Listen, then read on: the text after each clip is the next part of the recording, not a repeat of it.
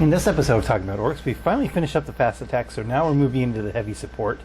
And how convenient that the first unit in heavy support is easily one of the best units in the entire codex, and that is mech Gunz. So mech Gunz are a unit with 3-inch move, 5-up weapon skill, 4-up ballistic skill, because they are grots, strength 2, toughness 5, 6 wounds, 6 attacks, leadership 4 on a 5-up save. The unit contains 1 mech gun and 6 grot crew, 1 manning the weapon and 5 standing alongside. You can include up to 5 additional mech guns. And their crew, power rating +2 per mech gun. Each mech gun is equipped with either a bubble chucker, custom mega cannon, smash gun, or tractor cannon. The reason why mech guns are so good is because they have a lot of firepower for not a lot of points. So you can actually go up to 18 of these things in the list using the rule of 3. To 5 additional mech guns. Yes, so 6 per unit is your limit, so you can go up to 18 of these things. So the base unit is 15 points, and then the weapons are add on top of that. So let's go from cheapest to most expensive. And the cheapest also is one of the best options you can have, and that is the smash gun at only 16 points, resulting in a 31-point model. It is 48-inch range, heavy D3, strength star, AP -4, and D6 damage. Instead of making a wound roll for this weapon, roll 2d6. The result is equal to or greater than the target's toughness. The attack successfully wounds.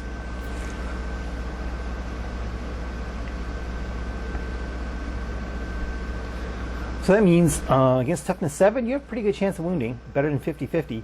Against toughness 8, though, it drops about 40% or so, I do believe. So these things are, obvious anti-vehicle weapons. You're not going to be wounding them as often as you probably want to. Strength 8 would be probably better for these. But at the low cost of 31 points per model with D3 shots at -4 AP and D6 damage, they're going to do a lot of damage. They do a lot of work. Smash guns are actually quite incredible. Both because of the cost. They're so much cheaper than the other options. And they do put out a lot of damage. That's for sure. And you can have a lot of them. I think you're going to be running like 600 points for a full 18 of them. And that is an incredible amount of firepower and a large number of units, but we'll get over to that.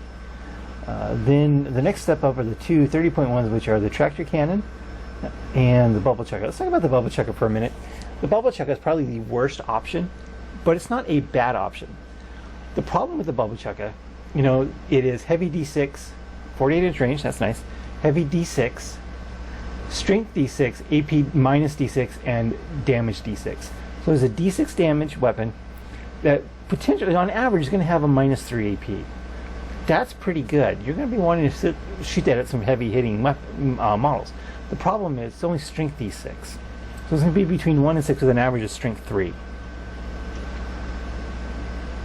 And the things you're going to want to shoot it at, that the AP and the damage matters, you're probably going to be wounding on 6s at strength 3. So the bubble chucker, while it isn't horrible, its strength doesn't match the rest of its stats. If you can understand that, the AP and the damage are great. The strength, not so much. And I think they're just a little overcosted because of that very low strength they have, compared to the things that you're going to want to shoot at. You're going to shoot at, rhinos, razorbacks, predators, grav tanks, and land raiders with decent AP and damage like that. They'd be great against things like, Dark Eldar flyers, but, anything's good against those for the most part. So, unfortunately, the bubble chucker is just a little bit down a step from the other 3 options as far as competitive goes. It's not bad, it's just inconsistent. So, that's the only thing I don't like about the bubble chucker is the strength. The rest of it is awesome. The strength is what kind of lets it down for what you're trying to do. Then the other 30-point option is the tractor cannon. Tractor cannon is 48-inch range, heavy 1, strength 8, -2, so not the best, but -2 is decent. D6 damage, and this weapon automatically hits its target. The single most important sentence in this entire page is this weapon automatically hits its target. You don't care about negative modifiers. You just don't care. Of course, you don't get DACA from it because you're not making a hit roll, but that's fine. It's an auto hit weapon. and if the target is an enemy vehicle unit that can fly, roll 2 dice while inflicting damage with this weapon and discard the lowest result. If a vehicle unit with that can fly is destroyed by this weapon, the model automatically crashes and burns, or its equivalent. Do not roll a die. This is the bane of your Eldar players and your Dark Eldar players, because these can one-shot your Venoms.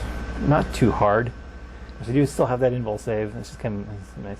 But they still have the potential to easily one-shot a Venom, but then it automatically explodes.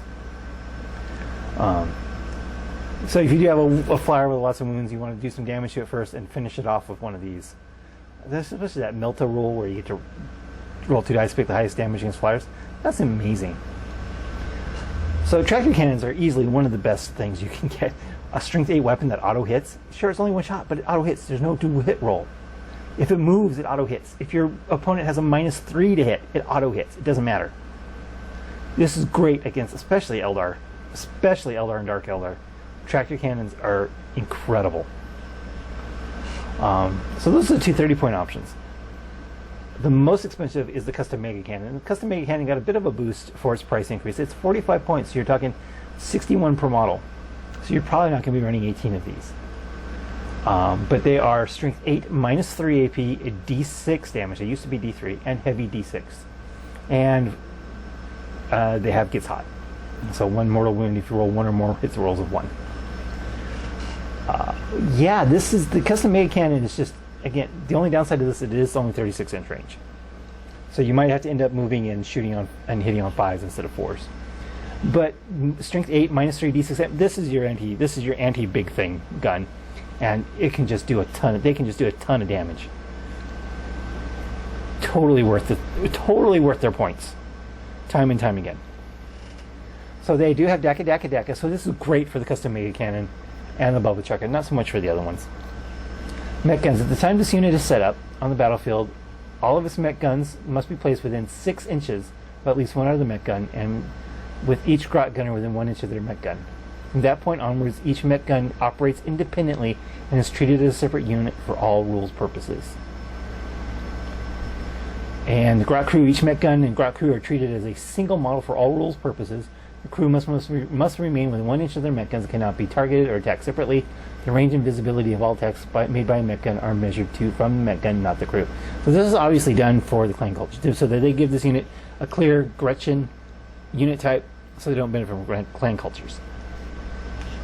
So let's talk about the deployment rule. So you buy 6 mech guns in 1 slot, 1 drop, 6 units, 6 inches apart. That is a huge spreading out. You can fill a lot of table space with a unit of mech guns if you want to. Just 6-inch coherency is basically what it is. It's 6-inch coherency. So I mean, you can literally almost fill an entire 6-foot wide board with a unit of mech guns, or at least half of it. You got to include the width of the gun itself too. So I mean, you're talking that's 48 inches. You can fill almost like 4 feet with 1 unit. That is a lot of. So you can spread these things out, so you don't have to worry about putting them on one side or the other. You just spread them out. It doesn't matter. You're going to be hard to counter deploy against these things because of how far their coherency is. And they're each independent units, which means they're going to be very annoying to take out because your opponent has to shoot at each one individually. And with 6 wounds, it's going to. I mean, you can probably on average you're going to take at least 2 las cannons to take one out. Anything that's Predator autocannons is going to take an entire Predator autocannon to take one out. It just frees up other things. The 6 wounds and 6 different units is going to be very frustrating for your opponents, for sure, because the damage can't carry over because they're separate units, and you get to fire each one individually. So you shoot one, I didn't do anything. I'll shoot the next one. Okay, that killed something. Now I can move on to the next one. New target.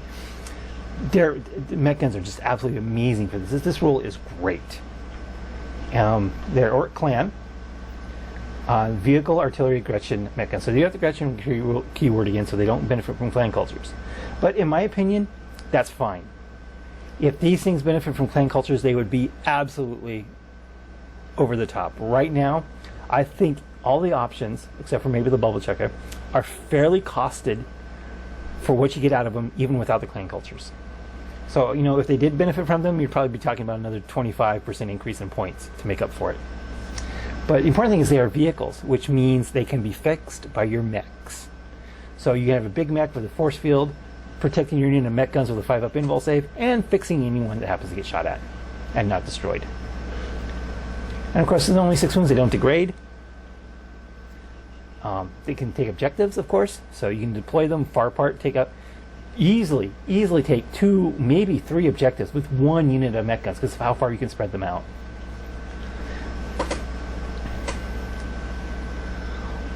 So essentially, there is absolutely no downside to mech guns whatsoever. There are grots, so they're hitting on 4s, which is a big deal for your custom mega cannons and your smasher guns. Again, the tractor cannon is an auto-hitting weapon at strength 8. There's nothing in the game quite like that, I don't think. And if you shoot it against a flyer that destroys a flyer, and especially if you get to go first and you destroy a flyer in their deployment zone, now it automatically explodes. You're going to be doing a bunch of more wounds to it. That's awesome. So against the Necron Croissants, anything Eldar or Dark Eldar. Of course, it doesn't work against Tau because Tau doesn't have any vehicles that can fly.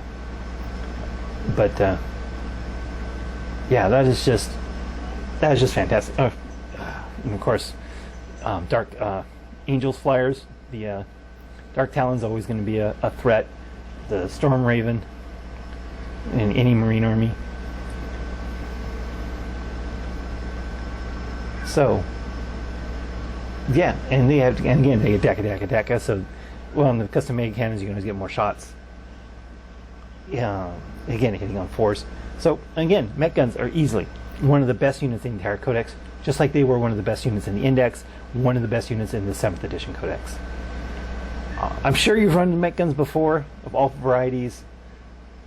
I personally like the Smasher gun simply because it is so much cheaper than the other options, but yet can still do quite a bit of damage because they are all D6. Every single one is a D6 damage. You can't go wrong with that. And AP -4, D6 damage.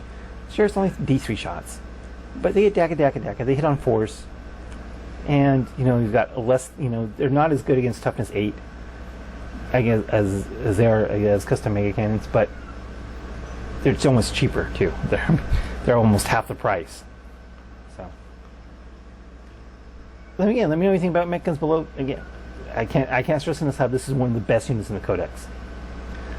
Downside, okay, I have to admit, I was going to briefly talk about this before. This is a long video already, but they're $50 a model, and you have to run a lot of them. So if you're going to get alternative, even if you don't like doing alternative models, the mech guns is probably one of the ones you're going to have to break down and get alternative models for that are cheaper, because at $50 a pop for something you're going to want to run 3, 6, or even 18 of is absolutely ridiculous. These are the model itself is way overpriced. I mean, if it was a unit of 3, like you get 3 cans for 40 or something, why can't you get 3 mech guns for 45? That would be a good deal. But $50 each? So if you're going to run mech guns, scratch build them, find alternatives from Cromlech or an MDF company. There are several MDF places that have mech gun Ork artillery equivalents that are worth getting. But yeah, so all my mech guns are completely scratch built, and I have no shame in using them whatsoever because the model is so expensive and you have to get so many of them. Anyway, so that's it for this episode of Talking About Orks. Please let me know what you think in the comments below. Mech guns are awesome, and I'm glad they're in the book. Thanks for watching. Thank you for watching this episode of Talking About Orks. Please subscribe and hit the bell button for notifications for new Talking About Orks videos every Wednesday, new battle reports every Friday, and hobby videos whenever I can. Thanks for watching.